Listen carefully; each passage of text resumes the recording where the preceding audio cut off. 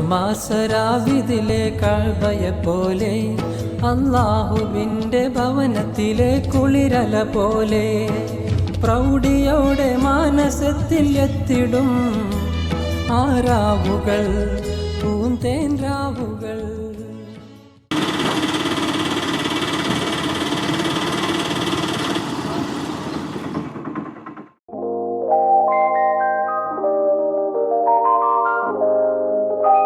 മൈമട്ടിയാക്ക ഒരു 2 സാധനം അർജന്റായിട്ട് എടുത്താണ്. ഇത് വേഗം എടുക്കങ്ങളെ. 1 കിലോ പഞ്ചസാര 1 കിലോ മൈദ. That's all. വേഗം എടുക്കങ്ങളെ. വേന്തരി വണ്ടി അവിടെ വെക്കണ്ടേ. എന്താ ചങ്ങായി? പിന്നെ ഇതിന്റെ പൈസ പറ്റില്ല എഴുതിക്കോളി. പറ്റോ?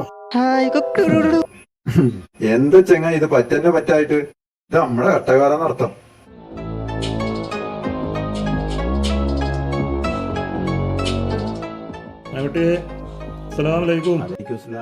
കൊറേ കണ്ടിട്ട് സുഖല്ലേ? എന്നെ കാണേണ്ട ഒരു അത്യാവശ്യത്തിന് വന്നതാണ്. എന്താ? ഒരു യാത്ര ഉണ്ട്, ഹജ്ജിന് പോണമെന്നുണ്ട്. അപ്പൊ അതിന് പൊരുത്തൊക്കെ കിട്ടണം. എന്തെങ്കിലുമൊക്കെ തെറ്റ് സംഭവിച്ചിട്ടുണ്ടെങ്കിൽ പുറത്തു തരണം. ഇൻഷാല്ലാ. അതിന് നമ്മള് തമ്മിൽ ഒരു പ്രശ്നമല്ലല്ലോ.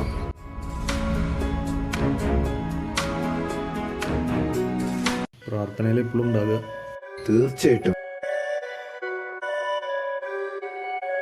സക്കീറെ, യാത്രയ്ക്കും കൂടെ ഒരുങ്ങിയപ്പോഴാണ് അതിൻ്റെ പ്രശ്നങ്ങളും പ്രയാസങ്ങളൊക്കെ എന്താന്നുള്ളതൊക്കെ മനസ്സിലാവണം. അതിന് ഒരുപാട് വിഷമം വേജാറൊക്കെ തോന്നാണ്.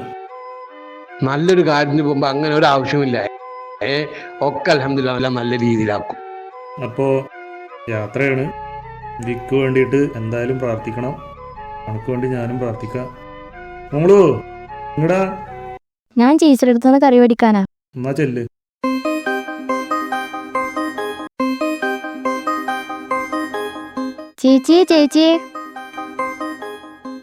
ചേച്ചിയൊന്നും ഇല്ല ഇവിടെ.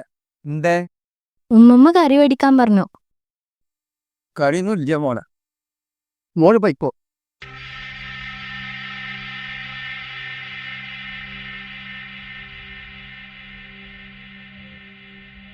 അപ്പൊ ഞാൻ എന്താ കഴിക്കാം? ഇൻഷാ അല്ലാ. ഒക്കെ പറഞ്ഞ പോലെ.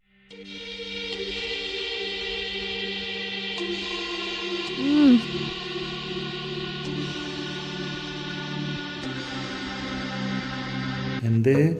കറി തന്നിട്ട് എന്നോട് പൊക്കോളാൻ പറഞ്ഞു. എന്തപ്പോ അങ്ങനെ പറഞ്ഞു? ഭാസ്കരാ. അതോ കേറുവാ.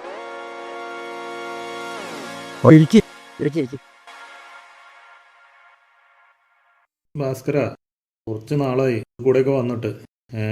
ഒന്ന് വരേണ്ട ഒരു അത്യാവശ്യമുണ്ട്. അടുത്ത ആഴ്ച ഒരു യാത്ര ഉണ്ട്, ഹജ്ജിന് പോവാണ്.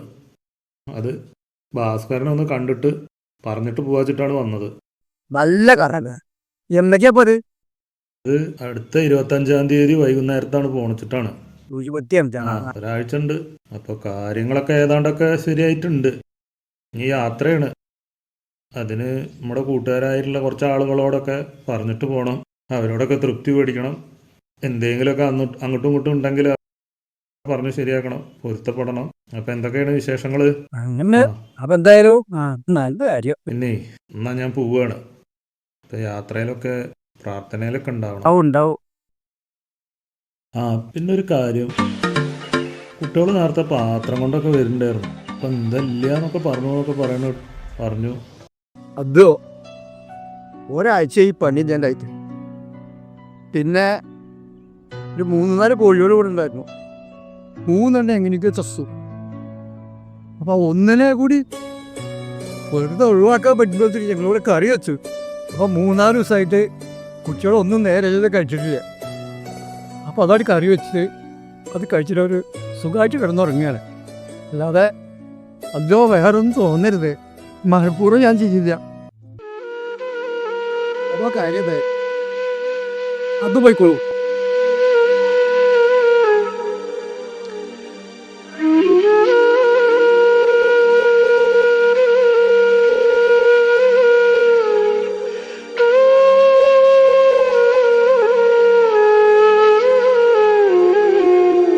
ശരി.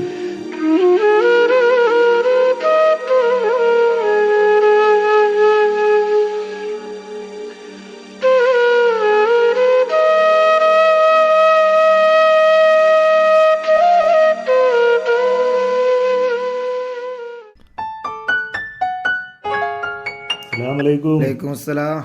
കണ്ടത് നന്നായി. ആ ഞാൻ ഹജ്ജ് യാത്ര പോകുന്നുണ്ട്. ഇൻഷാ അല്ലാ. അപ്പൊ അതിന് യാത്ര പറയാൻ വേണ്ടി ഇങ്ങനെ ഇൻഷാ നടക്കും. അല്ലാ. വഴിന്ന് കണ്ടുകൊണ്ട് ശേഷം ഒന്നും വിചാരിക്കരുത്. ആയിക്കോട്ടെ ആയിക്കോട്ടെ ആയിക്കോട്ടെ. അപ്പൊ പ്രാർത്ഥിക്കുക. ഇൻഷാ അല്ലാ. അടുത്ത ആഴ്ചയാണ് ഹജ്ജ്. അപ്പോ ബ്രൂഹായ ഹജ്ജ് ലഭിക്കാൻ വേണ്ടി പ്രാർത്ഥിക്കുക. തീർച്ചയായിട്ടും എന്തെങ്കിലും ഉണ്ടൊക്കെ ആയിക്കോട്ടെ. പൊരുത്തപ്പെടുക. എനിക്കും വേണ്ടി പ്രാർത്ഥിക്കാം. ഇൻഷാ അല്ലാ.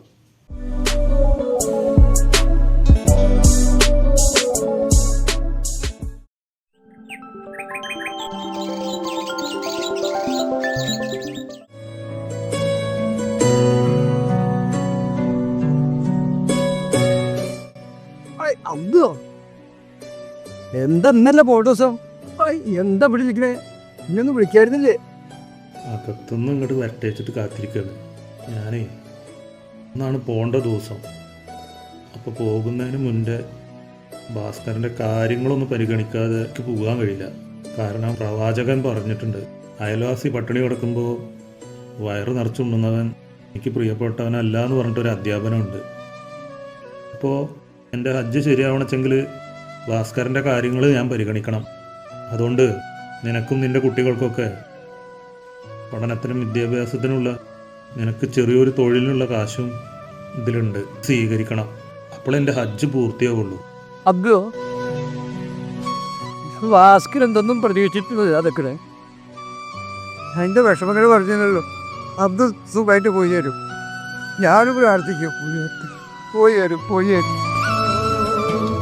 ഹജ്ജു മാസരാവിതിലെ കഅബയെ പോലെ, അല്ലാഹുവിൻ്റെ ഭവനത്തിലെ കുളിരല പോലെ, പ്രൗഢിയോടെ മാനസത്തിൽ എത്തിടും ആരാവുകൾ, പൂന്തേൻ രാവുകൾ. ഹജ്ജു മാസരാവിതിലെ കഅബയെ പോലെ, അല്ലാഹുവിൻ്റെ ഭവനത്തിലെ കുളിരല പോലെ.